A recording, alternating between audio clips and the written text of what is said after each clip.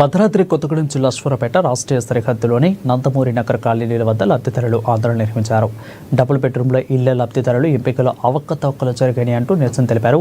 ఇళ్ల నిర్మాణాలు పూర్తయి 4 ఏళ్లు గడిచినా లబ్ధిదారులకు ఇల్లు కేటాయించకపోవడంతో నిరుపయోగంగా పడి ఉన్న ఇళ్లలో ఉండటానికి నీడలేని నిరుపేదలు ఆ ఇళ్లలో నివాసం ఉంటున్నారు.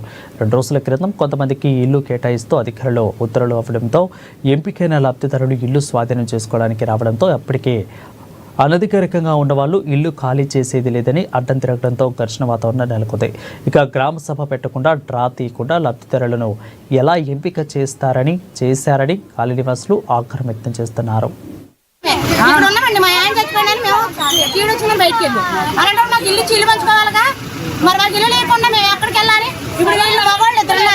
మా నాన్నగారు చచ్చిపోయిందిగా, మరి మా భూములన్నీ తీసుకొని మరి మేము ఎక్కడికి వెళ్ళి ఉంటామండి? మీ అందరికీ తెలుసుగా, తానుకొండాలి భూములని అందరికీ తెలుసుగా.